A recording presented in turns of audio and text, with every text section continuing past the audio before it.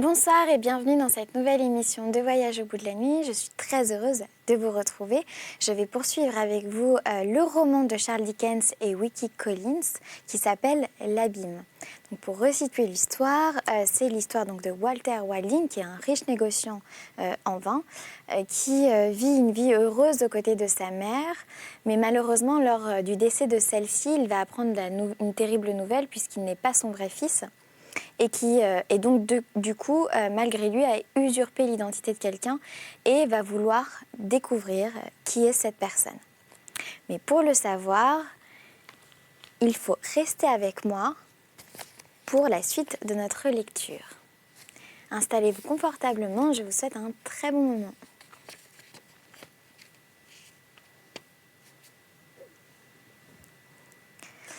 Il fut garçon d'écurie, garçon de salle, garçon de cuisinier, pardon. Il me prit alors et me mit en apprentissage chez un fameux horloger, son voisin. Sa femme mourut en mettant mademoiselle Marguerite au monde. Il ne vécut pas longtemps lui-même. Marguerite n'était plus qu'une enfant. Elle n'était pas encore une demoiselle. Je reçus ses dernières volontés et sa recommandation au sujet de sa fille. Tout pour Marguerite, me dit-il, et tant par an pour vous. Vous êtes jeune, et je vous fais pourtant son tuteur. Vous nous énorgueillissez pas de mon bien et du vôtre. Si vous en amassez, vous savez d'où nous venons tous les deux. Nous avons été l'un et l'autre des paysans obscurs et misérables, et vous vous en souviendrez. Si je m'en souviens, tous deux paysans. Il en est ainsi de tous mes compatriotes qui font aujourd'hui le commerce dans Soho Square. Paysans, tous paysans. Il éclata alors de rire, tout en étreignant les coudes de Vandal. « Voyez, s'écria-t-il, voyez quel avantage et quelle gloire pour le commerce d'être rehaussé par des gentlemen tels que vous. » « Je n'en juge pas ainsi, fit Marguerite, en rougissant et en fuyant le regard de Vandal, avec une expression craintive.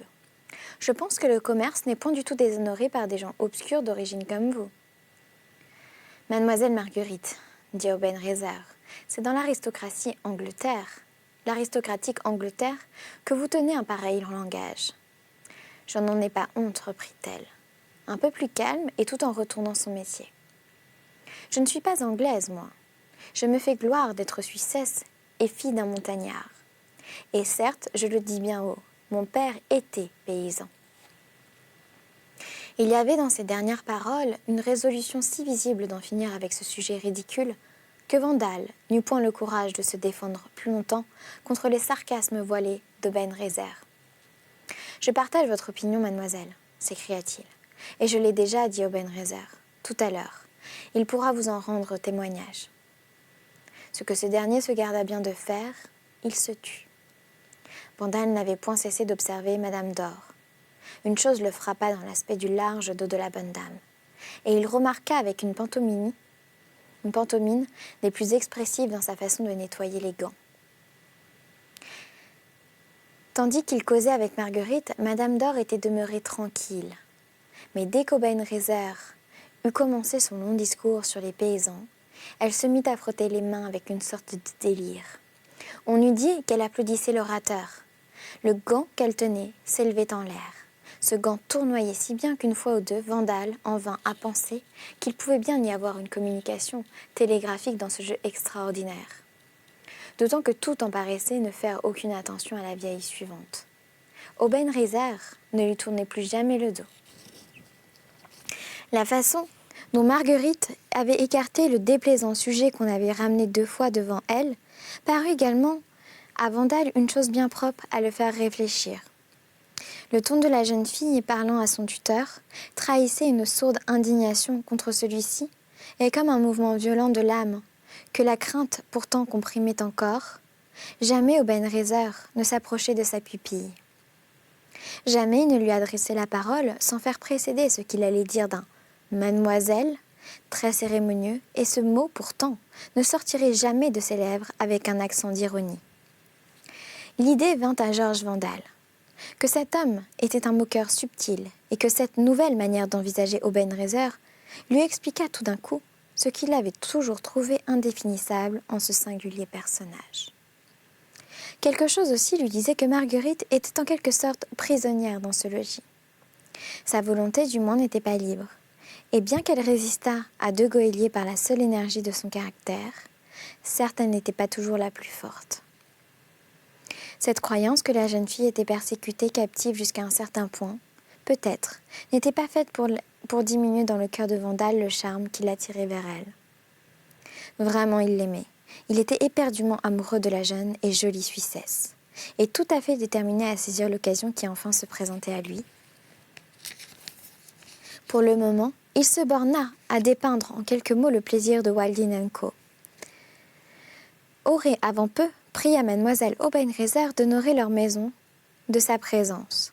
C'était, disait-il, une vieille maison très curieuse, bien qu'un peu dépourvue comme toute maison de célibataire.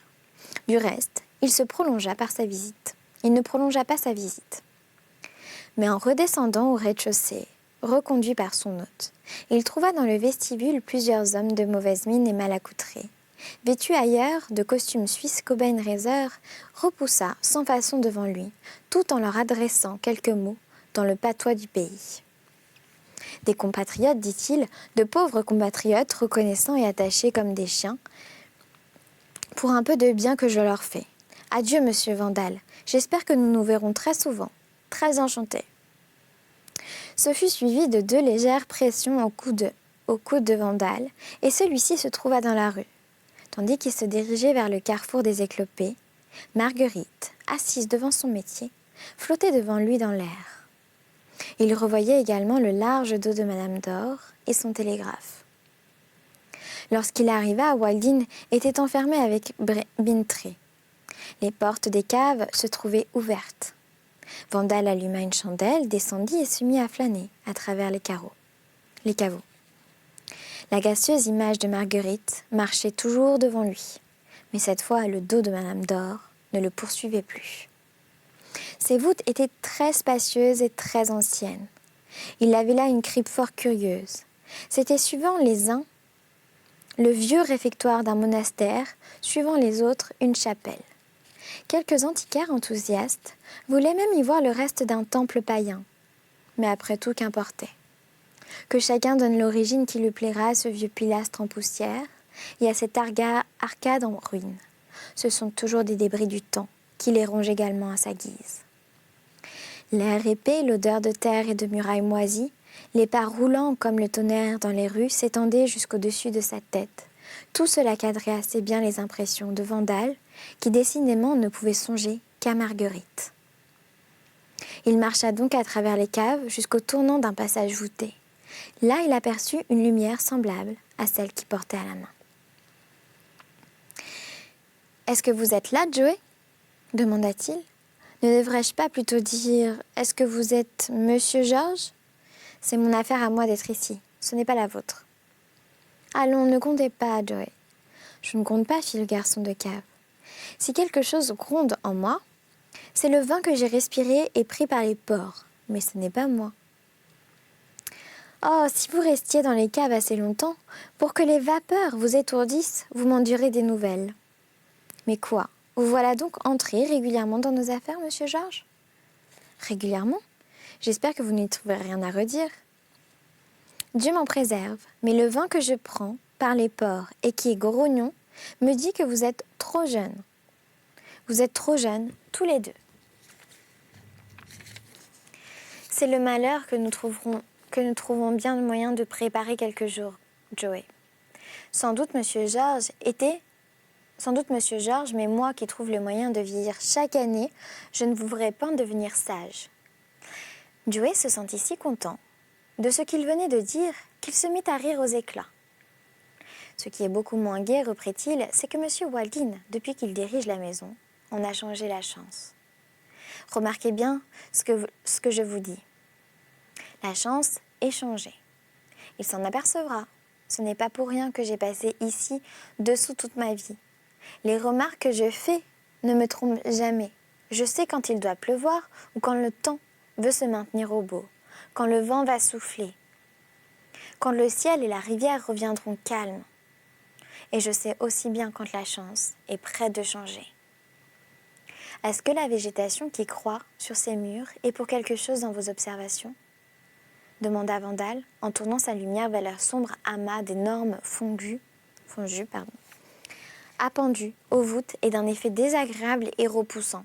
« Oui, monsieur George, » répliqua Joe Ladle, reculant de quelques pas. « Mais si vous voulez faire suivre mon conseil, ne touchez pas à ces vilains champignons. » Vandal avait pris une longue latte des mains de Joe et s'amusait à remuer doucement les végétaux étranges. « En vérité, dit-il, ne pas y toucher, mais pourquoi ? Pourquoi ? Parce qu'ils naissent des vapeurs du vin et qu'ils peuvent vous faire comprendre ce qui entre dans le corps d'un malheureux garçon de la cave qui vit ici depuis 30 ans, parce que vous feriez tomber sur vous de sales insectes qui se meurent dans vos gros pâtés de moisissures. » répliqua Joe Ladle, qui se tenait toujours à l'écart. « Mais il y a une autre raison, monsieur George. Il y en a une autre. » « Laquelle ? » ?»« À votre place, monsieur George, je ne jouerai pas avec cette latte. Et la raison, je vous la dirai si vous voulez sortir d'ici. Regardez la couleur de ces champignons, monsieur George. »« Et alors ? » ?»« Allons, monsieur George, sortons d'ici. » Il s'éloigna avec sa chandelle. Vandal le suivit tenant la sienne. « Mais achevez donc, Joe, dit-il, la couleur de ces champignons. »« C'est celle du sang, monsieur George. »« En vérité, oui, et après ? » ?»« Eh bien, monsieur George, on dit... » »« Que dit-on ? » ?»« Comment saurais-je qui ? » répliqua le vieux garçon de cave exaspéré par la nature déraisonnable de cette question. « Qui ? Cela en dit bien assez. C'est tout le monde. Comment saurais-je qui est ce on si vous ne le savez pas ? C'est juste Joe. On dit que l'homme qui par hasard est frappé à la poitrine dans les caves de l'un de ces champignons qui tombe est sûr de mourir assassiné. » Vandal s'arrêta en riant, il regarda Joe et leva les épaules. Mais le garçon de cave tenait tous les yeux obstinément fixés sur sa chandelle. Tout à coup, Joe sentit frapper violemment. Qui est-ce ? C'était la main de son compagnon. Vandal venait de recevoir un énorme amas de moisissures sanglantes en pleine poitrine. Et instinctivement, elle avait rejeté sur Joe. Cette masse humide venait de s'abattre sur le sol et il faisait couler une longue mare rouge. Les deux hommes se regardèrent pendant un moment une muette épouvante. Mais il arrivait jusqu'au pied de l'escalier et la lumière du jour leur apparut. Vandal se leva encore une fois les épaules. « Au diable vos idées superstitieuses, Joe, dit-il, et il monta gaiement les degrés. Le lendemain, d'un assez grand matin, Waldin sortit seul, après avoir laissé pour son commis un billet ainsi conçu. « Si monsieur Vandal me demandait ou si monsieur Brintrey venait à me rendre visite, dites que je suis allé à l'hospice des enfants trouvés. » Si extraordinaire, ni les exhortations de monsieur Vandal ni les conseils de Brintrey n'avaient pu changer les sentiments et la détermination de Waldin, retrouver celui dont il avait usurpé le bien et la place était à présent son unique intérêt dans sa vie. La première chose à faire pour cela n'est-elle point de se rendre à l'hospice ? C'est là qu'il pouvait rencontrer la lumière ou puiser du moins quelques renseignements. L'aspect de cet édifice, qui naguère lui avait été agréable, n'avait changé pour lui comme le portrait. Le lien qui le rattachait autrefois à ces lieux, qui avaient abrité sa misérable enfance et où le bonheur était venu le surprendre un jour, ce lien désormais était rompu. Son cœur se souleva au milieu d'un flot d'amertume, lorsqu'à la porte du parloir, il exposa la nature de la démarche qu'il venait de faire. Il attendit avec une grande anxiété le trésorier qu'on était allé quérir et qu'on ne trouvait point. Enfin, ce gentleman arriva. Waldin fit un terrible effort pour retrouver un peu de calme et parla. Le trésorier l'écoutait avec une grande attention. Mais son visage ne promettait rien de plus qu'un peu de complaisance et de beaucoup de politesse.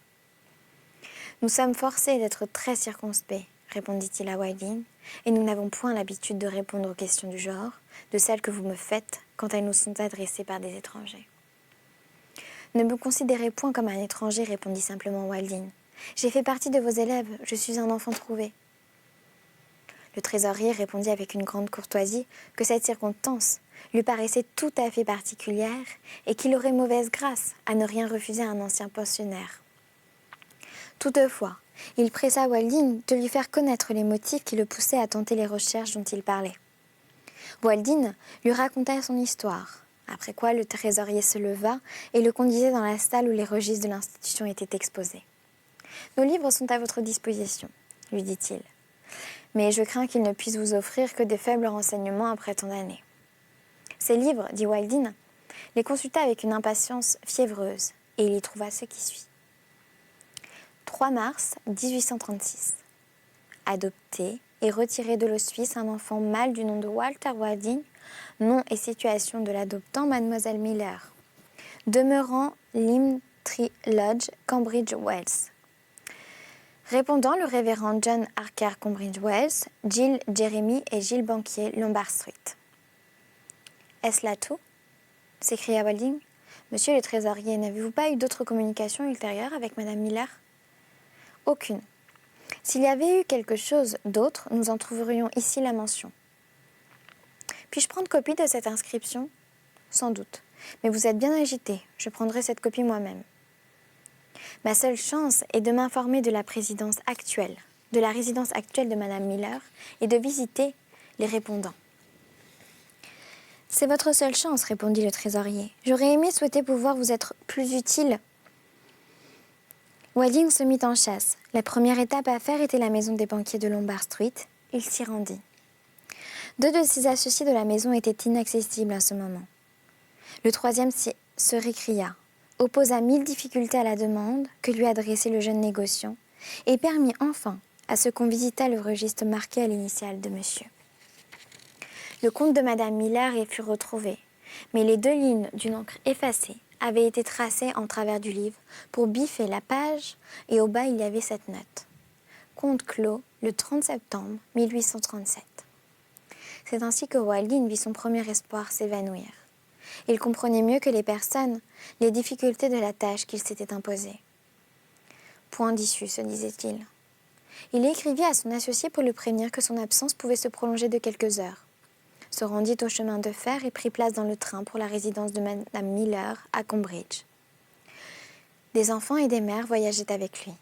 Des enfants et des mères se rencontrèrent sur son passage quand il fut débarqué et qu'il alla de maison en maison. Passant sous un gai soleil, ses mères lui apparaissaient heureuses et fières, ses enfants plus encore. Partout, il trouvait de quoi faire le cruellement ressouvenir de ce monde souriant d'illusions, jadis si cruellement éveillé dans son cœur. Tout lui rappelait la mémoire de celle qui n'était plus, de celle qui s'était évanouie, le laissant lui morose et sombre comme un miroir d'où la lumière s'était éclipsée. Il questionna, s'informa de tous côtés. Nul ne savait où était Limtree Lodge. À bout de ressources, il entra dans les bureaux d'une agence de location. « Savez-vous où c'est » L'agent lui montra du doigt, de l'autre côté de la rue, une maison d'apparence lugubre, percée d'un nombre inusé de fenêtres qui semblait avoir été jadis une fabrique et qui était maintenant un hôtel. Voilà où se trouvait Limtree Lodge. « Monsieur, lui dit cet homme, il y a 10 ans. Second espoir évanoui. Là encore, pas d'issue. Une dernière chance lui restait. C'était de trouver le répondant clérical de M. Harker. Il entra dans la boutique d'une librairie et demanda si on pouvait le renseigner sur la demeure actuelle du révérend. Le libraire fit un geste de surprise, fronça les sourcils et demeura muet. Cependant, il prit son comptoir, un précieux petit volume, habillé d'une reliure grise et sombre, et le tendit au visiteur. Ouvert à la première page, et Walding lut. Le martyre du révérend John Harker dans la Nouvelle-Zélande. Raconté par un ancien membre de sa congrégation. Je vous demande... Pardon, monsieur, fit M. Walding.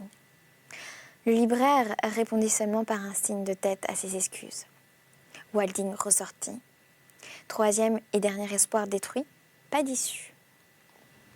En vérité, il n'y avait plus rien à faire que de s'en retourner à Londres. Il reprit le train. De temps en temps, durant le trajet, il contemplait cette note inutile qui avait été le guide de son voyage. la copie extraite du registre des enfants trouvés. Il fit un geste comme pour en jeter au vent ce papier menteur, mais la réflexion l'en empêcha. Qui sait, pensa-t-il, cette note peut encore servir, je ne m'en séparerai point tant que je vivrai, et mes exécuteurs testamentaires la trouveront cachetée sous le même pli que mon testament. Son testament? Et pourquoi ne ferait-il point? Cette idée s'empara de lui avec force. Ce testament nécessaire, il résolut de rédiger sans perdre de temps, et il continua son voyage, songeant à toutes ses démarches perdues et murmurant. Plus d'espoir possible, pas d'issue, pas d'issue. Ces derniers mots étaient la façon de Britney dans sa dernière conférence avec Wilding. L'homme d'affaires s'était écrié au bout d'un moment. Pas d'issue. Et 100 fois durant l'entretien, secouant la tête et frappant du pied ce sagace personnage, jugeant la situation sans remède, s'était pris à répéter « pas d'issue, pas d'issue ». Ma conviction, ajoutait-il, c'est qu'il n'y a rien à espérer après tant d'années. Et à mon avis, c'est que vous demeuriez tranquille possesseur des biens qu'on vous a légués. Wilding avait fait apporter le nouveau vieux Porto de 45 ans. Et Bintrey ne se faisait point de faute de le retrouver excellent comme à l'ordinaire. Plus le rusé compagnon voyait se dessiner nettement à travers la liqueur dorée le chemin qu'il fallait suivre, plus il persistait à déclarer énergiquement qu'il n'y avait rien à faire. Et, tout en remplissant et en vidant son verre, il répétait « Pas d'issue ». Et maintenant, qui pouvait nier que le projet de Wilding de faire son testament au plus vite ne provint encore de l'excessive délicatesse de sa conscience? Il poursuivit donc ce nouveau projet avec une ardeur extraordinaire. Et ne perdit point de temps pour faire prier Georges Vandal et Bintrey de se rendre au carrefour des Éclopés, où il allait les attendre. Lorsqu'ils furent tous les trois réunis, les portes bien closes, Bintrey prit la parole et s'adressant à Vandal. « Tout d'abord, dit-il, d'un ton solennel, avant que notre ami et mon client nous confient ses volontés à venir, je désire préciser clairement ce qui est mon avis, ce qui est aussi le vôtre.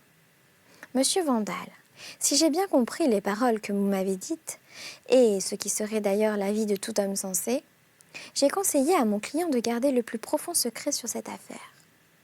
J'ai causé 2 fois avec Madame Goldstraw, une fois en présence de Monsieur Wilding, l'autre fois en son absence. Si l'on peut se fier à quelqu'un, je crois que c'est à cette dame.